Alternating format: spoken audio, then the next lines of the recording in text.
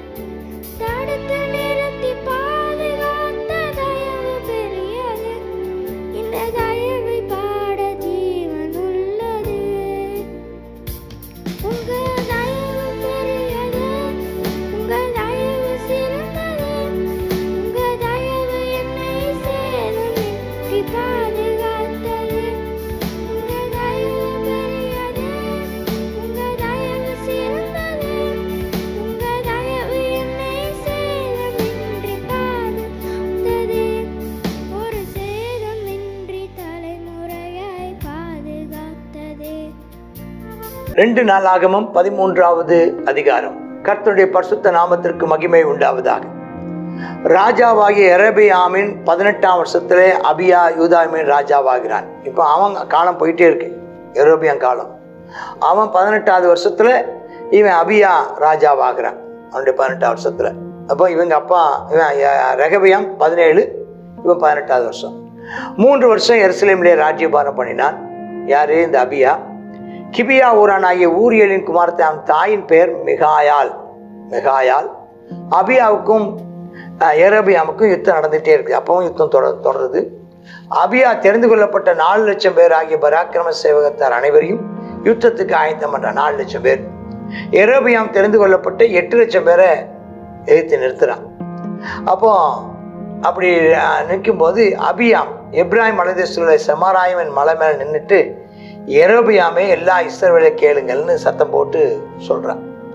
இஸ்ரவேலை என்றைக்கும் ஆளும் ராஜ்யபாரத்தை இஸ்ரவேலின் தேவனாய் கர்த்தர் தாவீதுக்கும் அவன் குமாரருக்கும் மாறாத உடன்படிக்கையாய் கட்டளையிட்டு அறிவீர்கள். ஆண்டவருடையதான கட்டளையின்படி தான் நாங்கள் தலைமுறையாக ஆளுகை செய்து வர்றோம். அது தாவீதோடு பண்ண, எங்கள் தகப்பனாகி தாவீதோடு பண்ண உடன்படிக்கையினுடையதான நிறைவேறுதலாக இருக்கிறது. ஆகிலும் தாவீதின் குமாரனாய் சாலமோனின் ஊழியக்காரனார் யெரொபெயாம் என்னும் நேபாத்தின் குமாரன் எழும்பி தன் எஜமானுக்கு ரொம்ப கலகம் பண்ணா. அவன் வீரரோட கூட்டி சேர்ந்து, சாலமோனின் குமாரன் ரெகபெயாம் அவளை எதிர்க்க கூடாமல் வாலிப வயதும் திடமற்ற மனதுமாய் இருக்கையில் அவனோட யுத்தம் பண்ணி பலப்படுத்திக்கிட்டாங்க. இப்போதும் தாவீதுடைய குமாரன் கையில் இருக்கிற கர்த்தருடைய ராஜ்யத்துக்கு விரோதமாக நீங்கள் பலன் கொள்ளலாம் என்று நினைக்கிறீங்களா? நீங்கள் ஏராளமான கூட்டம். யெரொபெயாம் உங்களுக்கு தேவலா உண்டாக்கின பொன் கன்று குட்டிலும் உங்களுக்கு இருக்குதே. நீங்கள் ஆரோனின் குமாரனாய் கர்த்தருடைய ஆசாரிகளை லேவியை தள்ளிட்டீங்க. தேசங்களில் இருக்கிற ஜனங்களைப் போல ஆசாரியில் உண்டு பண்ணிக்கிட்டீங்க. இளங்காலை 7 கடாக்களால் தன்னை பிரதிஷ்டை ஆக்கும்படி வர்ற எவனும் தெய்வம் அல்லாதவனுக்கு ஆசாரினாகிறான். ஆனா எங்களுக்கோ கர்த்தரே தேவன். அபியா சொல்றான், நாங்கள் அவரை விட்டு விலகவில்லை. கர்த்தருக்கு ஊழியம் செய்கிற ஆசாரியர்களும் ஆரோன் குமாரன் பணிவிடை செய்கிற லேவியரும் எங்கள்கிட்ட இருக்கிறாங்க.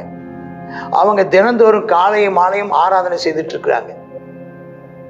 அவங்க பரிசுத்த மேஜையில் சமூகத்தை அப்பத்தை வைக்கிறாங்க, பொன் கொத்து விளக்குகளை ஏற்றுகிறாங்க. நாங்க கர்த்தருடைய காவலை காட்டுகிறோம். ஆனா நீங்களும் கர்த்தரை விட்டுட்டீங்க.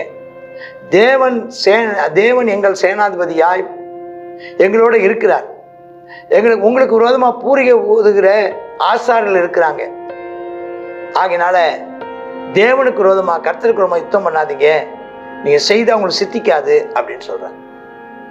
அப்போ யெரொபெயாம் எப்படியாவது கொன்னுடணும்னு சொல்லி திட்டமிட்டு யெரொபெயாம் என்ன செய்யறான், ஒரு பழைய காலத்து மெத்தடு, அதாவது இஸ்ரவேல் கொடுத்ததான அந்த ஒரு பென்யமீனுக்கு விரோதமாக செய்ததான அந்த தந்திரம், அது மாதிரி யோசுவா செய்த தந்திரத்தின்படி முன்னையும் பின்னையும் பதிவிட வச்சு யெரொபெயாம் 8 லட்சம் பேர், இவங்க வெறும் 4 லட்சம் பேர் வர்றாங்க. யூதா ஜனங்கள் திரும்பி பார்க்குறாங்க, முன்னும் பின்னும் யுத்தம் நடக்குது. கர்த்தரை நோக்கி கூப்பிட்டாங்களாம்.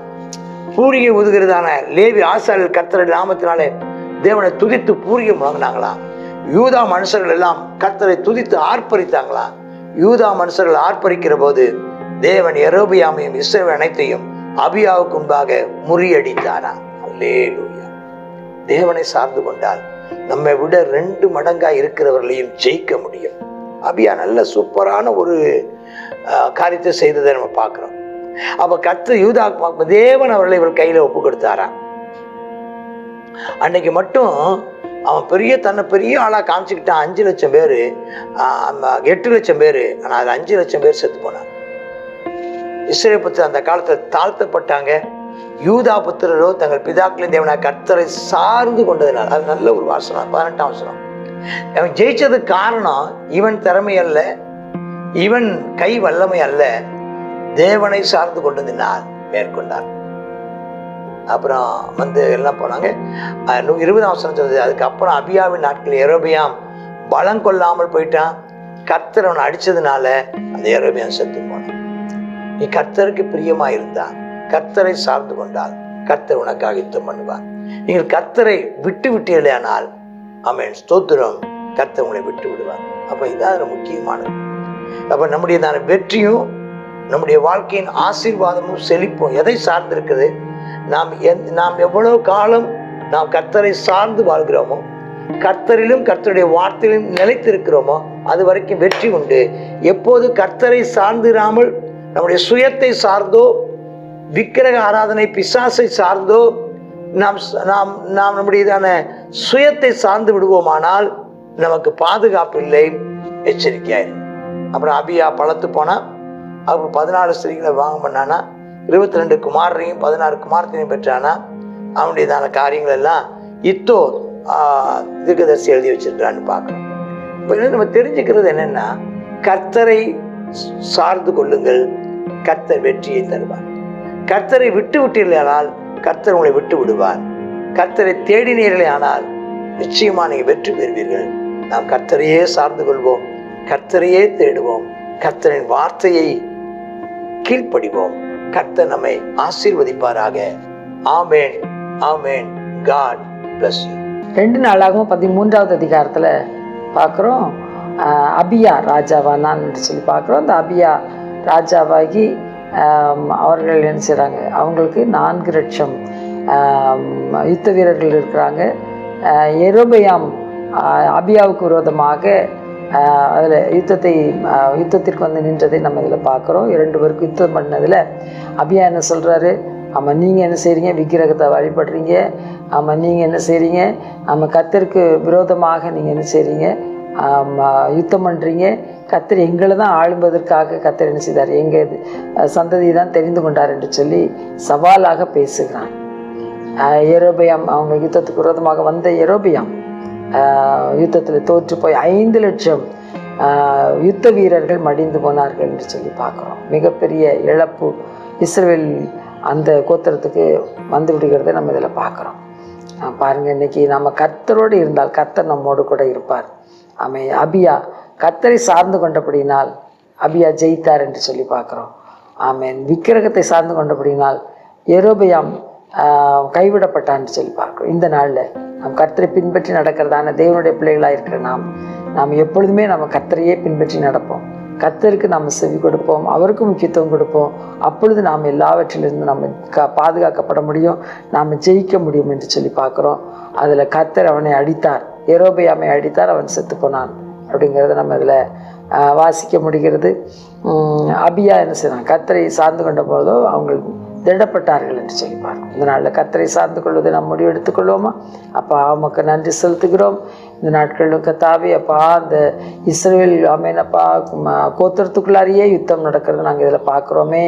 ஏசப்பா ஸ்தோத்திரம் ஆண்டவரே, அநேக ஜனங்கள் மடிந்து போகிற விஷயத்தை நாங்கள் இதில் பார்க்குறோமே.